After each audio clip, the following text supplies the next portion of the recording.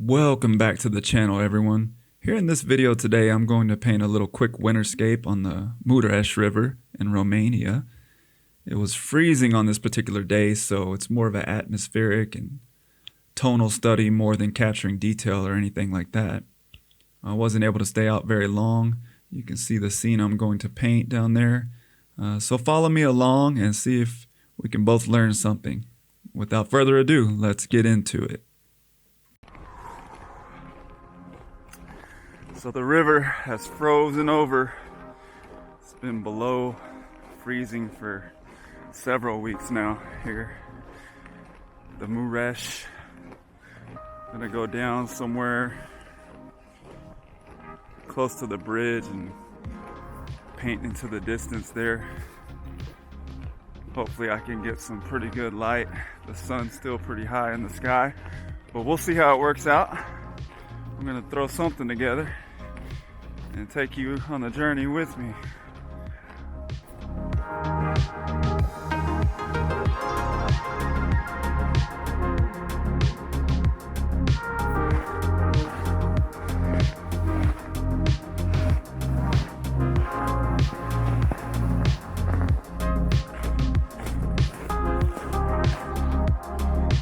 So, walking on top of a river right now.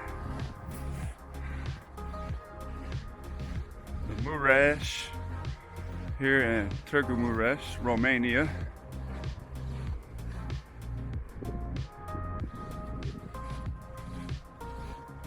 Gonna go find a little spot to paint. I was thinking painting something in the distance here so I can capture some of that atmospheric perspective underneath the bridge. The sun's gonna set like right there, so it'll be tough looking right into the light, but I think if I put my easel sideways, I can look to the left and paint without the light interrupting my palette and canvas too much, my panels. So we'll see how that goes.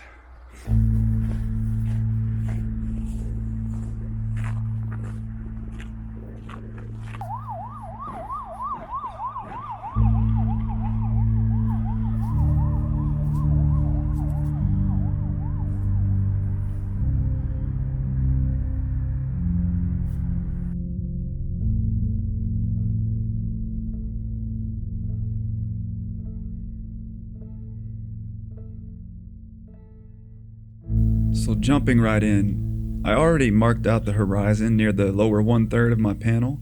It's always good to place your horizon on a golden ratio line or near it for a more pleasing composition. I started blocking in the sun using some warm white from Gambling mixed with a little cad yellow, lemon, and then allowing that to radiate out, some cad yellow medium, and then I'll come back later and feather that out and blend it a little more. Right now I'm just focused on getting the sky blocked in quickly, and I can make adjustments later. So when painting on plein air, you're focused to move quickly, especially at sunrise or sunset. Here the sun setting and the light and shadow change very rapidly, so it's important to move quickly and get your entire surface covered. It was around 19 Fahrenheit or -7 Celsius on this day, so my hands were freezing and going numb quickly, so I could barely feel my hands. I was painting very quick and I wasn't able to stay out very long that evening. So it's important to be careful if it's extremely cold outside. Frostbite can occur in as little as 10 to 30 minutes in extreme conditions if it's -15 degrees or so, and if your skin's exposed, it can freeze in under 30 minutes, so be cautious of that. When you're not moving at all, your blood's not really flowing and you're not really moving a whole lot when you're painting. So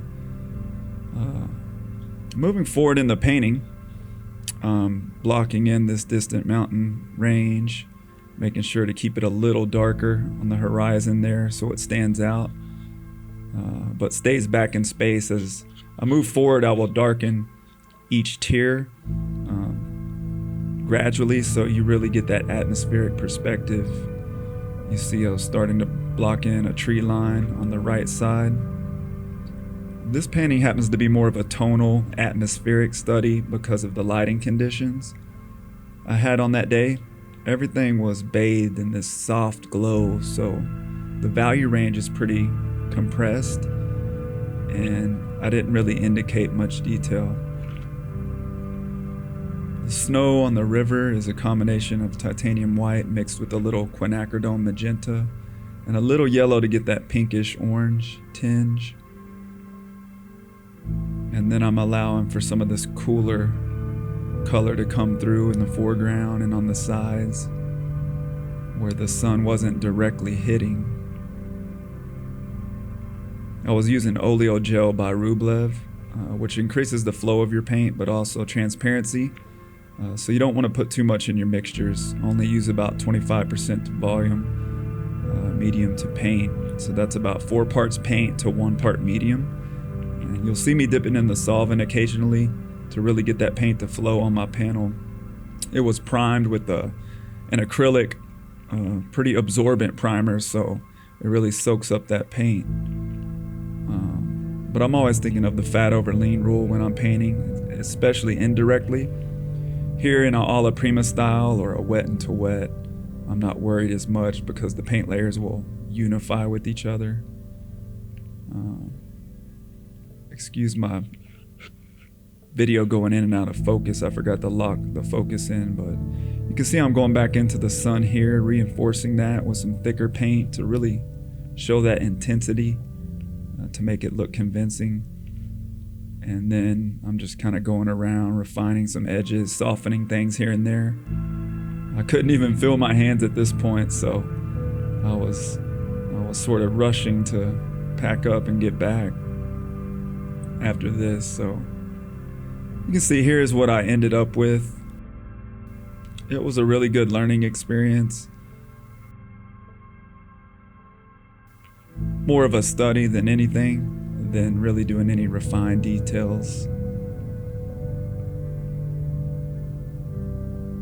Of course, the gradient could be softened out some more. That yellow's a little bit intense around the sun. That could be feathered out some more.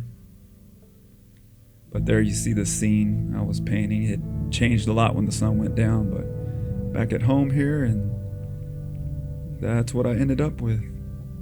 Thank you so much for watching. Stay tuned and we'll see y'all in the next video.